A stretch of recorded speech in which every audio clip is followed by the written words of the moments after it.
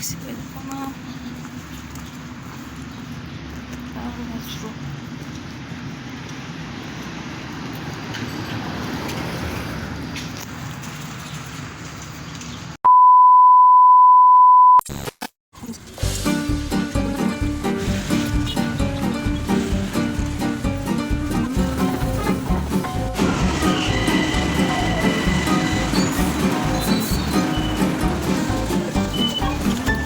2,000 years later.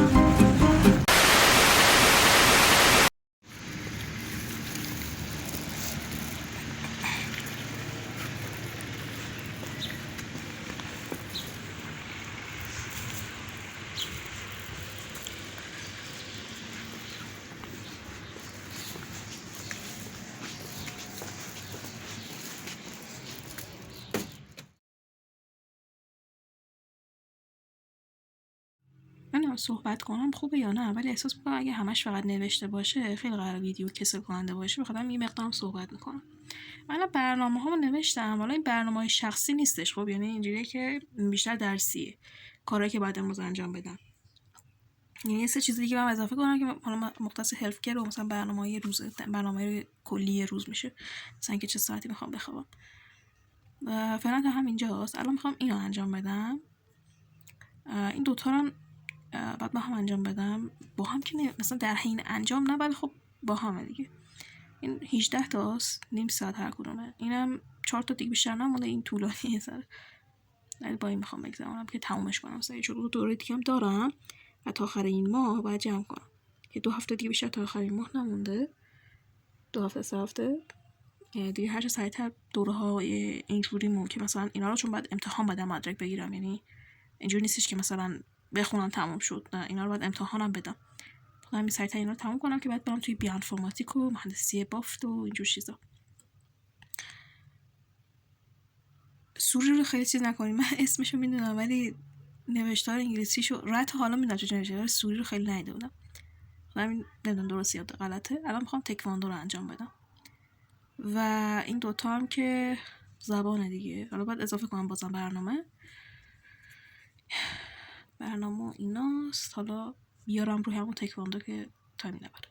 اینا مثلا ویدیوهایی که من حالا، اینا آخریا که توی پینترست بوده. یعنی من تکواندو رو توی همین 3 ماهی که حالا جنگ بود و نت قطع بود شروع کردم یادگیری. اینا رو تو آپارات هم مثلا سرچ کردم در آوردم. حالا این بنده خدا خیلی خوب درس میده، یعنی واقعا نمیدونم اسمش چیه ولی خیلی خوب درس داد. همه چی از این یاد گرفتم. و الان مثلا کربند سبز باید میگرفتم، ولی خب از اونجا که فدراسیون در واقع تایملاین داره برای تکواندو، دیگه کربندم سبز نیست. الان نورانگتی دارم، در واقع کربند زرد دارم. ولی خیلی خوب تدریس که دمش گرم. بعد اینجوری بود که آره آقایون ویدیو اینجوری که عزیزم اسلام به خطر میافته، من دخترم. دیگه نشد دیگه. الان فعلا دارم تمرینات بکنم. امروز بعد فرم 1 و فرم 2 رو تمرین کنم. آبچاگی و دلیوچاگی و نیریوچاگی و آن نیریوچاگی رو هم باید تمرین کنم. صرفا برای اینکه میخوام برم سر کلاس، میخوام مثلا اوکی باشم، چون کلاس نوشتم. الان تماشای دوشم گرفتم همونطوری که میبینین و الان نوبت شطرنجه. آیا به صورت فیزیکی چیزی دارم که بخوام با شطرنج بازی کنم؟ مطلقا نه، چون من اونقدر از پول ندارم که بخوام همچین چیزی واسه خودم بخرم، ولی خب بازیش وجود داره.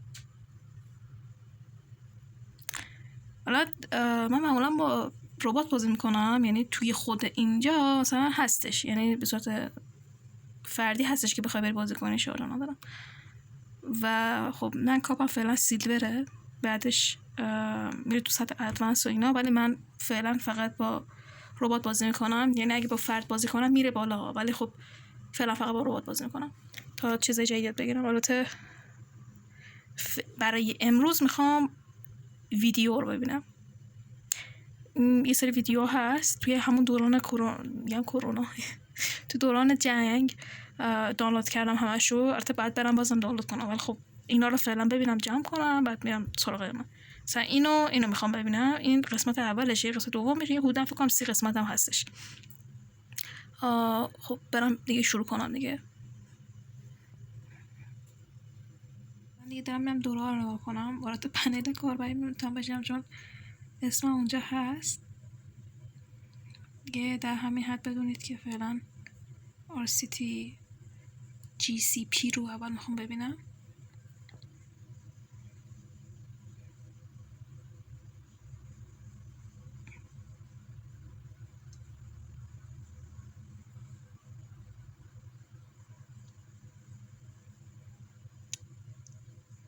خدا و با عرض سلام و صبح خیر.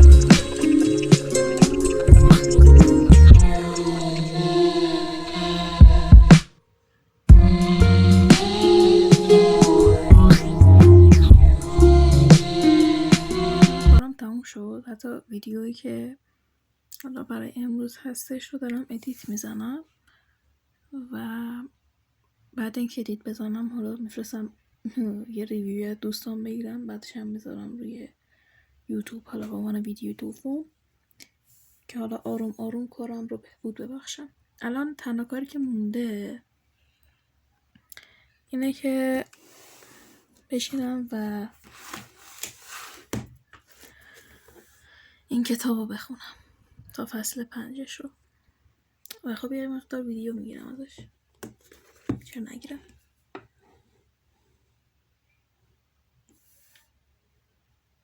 و آره